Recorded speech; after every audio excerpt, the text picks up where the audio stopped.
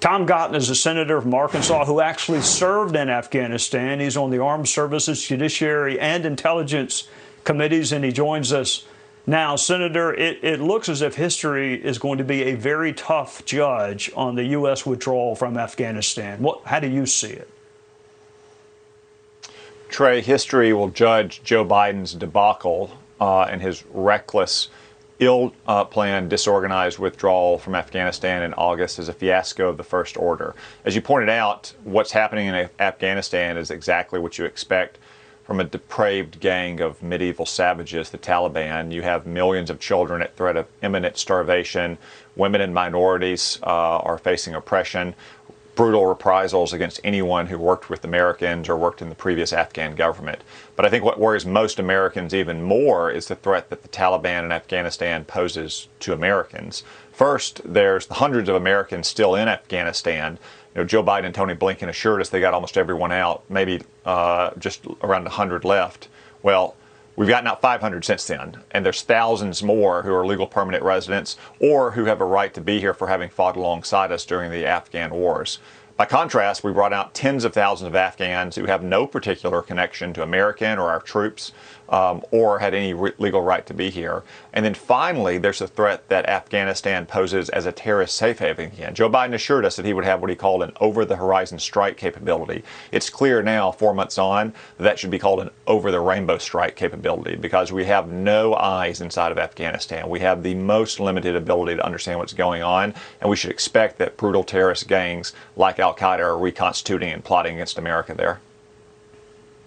Senator, I want to bring your attention closer to home. The big news this morning was Joe Manchin's announcement that he would actually listen to the voters in West Virginia and not listen to the squad when it came to Joe Biden's Build Back Better Act. Manchin's a no vote, and that did not go over very well with the far left. I want you to listen to something. If I can't go home and explain it to the people of West Virginia, I can't vote for it. And I cannot vote to continue with this piece of legislation. I just can't.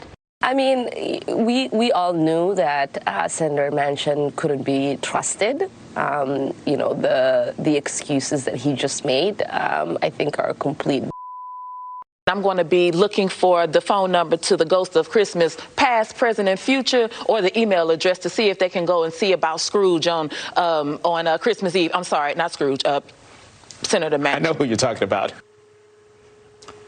Senator Cotton, you were always a lot smarter than I was when we served together, and nothing has changed. But when I look at the map, I see a state where Joe Biden lost every single county. So why would Joe Manchin vote like the squad when he represents West Virginia? Yeah, Trey, when both you and I served together in the House, it was a common maxim that you usually didn't insult someone into voting for your legislation, and it sounds like the far left has forgotten that maxim today. Joe Manchin has said for months exactly what he said today. He's almost been like the "Can you hear me now" guy in those cell phone commercials. At a time when we have almost $30 trillion in debt, this bill would add $5 trillion to it. We have the worst inflation in 40 years. This bill would add fuel to the fire of inflation. It would grant amnesty to illegal aliens. It would devastate the energy economy, which Joe Manchin states depend on so heavily. And the far left simply refuse to accept these facts. And I'd say that Joe Manchin has helped deliver an early Christmas present to the American people by saying that this drive for a reckless $5 trillion tax and spending bill is done today.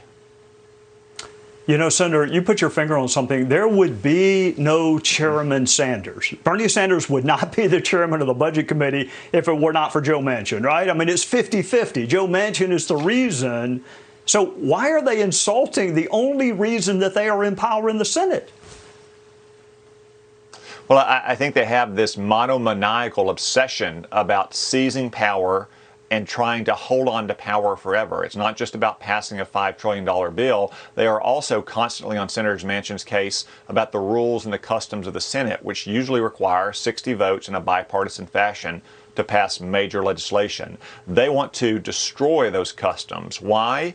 It's not because they want to pass bills that will confiscate your guns, or they will do that, of course. But the main reason is because they want to pass bills that will forever cement the Democrats in power. They want to federalize all election laws and impose California's election system on Arkansas and West Virginia. They want to pack the Supreme Court. They want to make Washington, D.C. a state so they get 2 Democratic senators in perpetuity. That's what these Democrats are obsessed about, is seizing power and holding on to it forever. And Joe Manchin has consistently said that he's not going to do that, just like he's not going to pass a $5 trillion reckless tax and spending bill when we have record inflation and we're seeing record high debt. All right, let's end on a happy note. Merry Christmas to you and to Anna and to your children, and I hope Arkansas wins this bowl game. Merry Christmas to you, Trey, and to all your viewers. It's great to kick off the Christmas week with you.